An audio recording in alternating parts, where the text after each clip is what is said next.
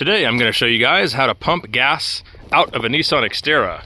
This is a first gen Xterra 2004, and right now, with no battery in the car and all torn apart, we are pumping fuel out of the tank using the factory fuel pump that is in the car already. So let's dive in. I'll show you what you have to do. What we do first is we're going to remove the threaded high pressure fuel line from up here. If I remember, it's 3/4 and 5/8, maybe it's 11/16, but anyway, we want to get to this flared end right here, and then we're going to slide a 3/8 fuel line over that end. That's just kind of what I found that fits nice and snug, and then you'll put it into whatever container you want. I'm just going to fill up this little can because I need some fuel for my pressure washer. Next up, we're going to go around to the passenger side of the vehicle, and back inside a first gen Xterra, you will pull these two little tabs and remove the seat bottom. Now that will expose a little flap, and under this flap is an access panel, and under that access panel is another access panel.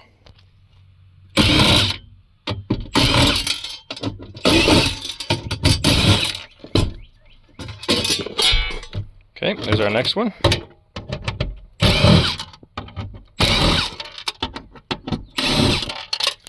And then what you want to do to avoid damaging the connectors, I sell a lot of these things because people skip this step. Bend this grommet in and push it into the cap. Then you can open it up. People will just yank on this and they break these connectors, and I sell a crap ton of them because of that reason. So keep yourself from doing that. Next up, we're going to push down on this top lock here. This one's for the fuel pump, that one's for the sending unit. So just push down there till you hear a click and pull back. Sometimes you may need a screwdriver to help you get that loose. Okay, so I have an extra harness. I'm going to use the extra harness to show you that, what to do next. So here's our harness. The one with 4 ports is for the sending unit. This one is the one that we're going to use to power the pump. Okay, these 2 wires right here. I cut back into the harness because I have it removed. The white with blue is going to be your positive 12 volts, and the black is going to be your ground. Now, you're not going to be cutting your wiring harness, so you have 2 options. One is to put alligator clips in there, which I don't recommend that because you have a high risk of shorting them out. What I recommend doing is using nail bed clips. So see these right here? There's one big spike and a bunch of little spikes. So what you use with this is, or how you do it is, you can clamp onto any wire insulation without cutting it and without damaging it. So you take the nail bed, stick it right there over the wires, and just give it a good crimp, just like that. And that will make good enough connection for what we're doing. So you can do that to both the white blue and the black with a gray dot. There's a secondary black. That one's for the sending unit.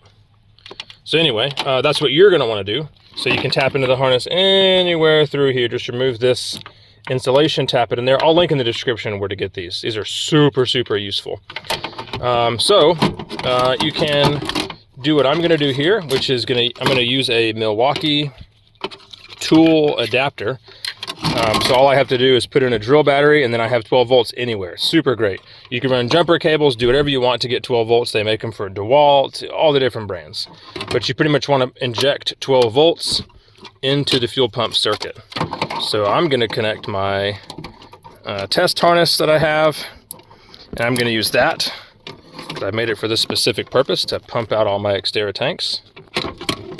And then as long as you're ready up front, you can hook up 12 volts and you will start pumping fuel. There we go. All right, so I hear the pump. Let's go see what's happening. I hear stuff. Let's take a look. There we go. Fuel to fill up your gas can if that's what you're trying to do, or pump out a tank if you're trying to scrap a vehicle. So I go through lots of these Xterras for the Xterra parts store, and I have to empty the tanks before I can get rid of them. I sell the tanks a lot of times, and of course I can't ship them full of fuel. So I do this pretty often.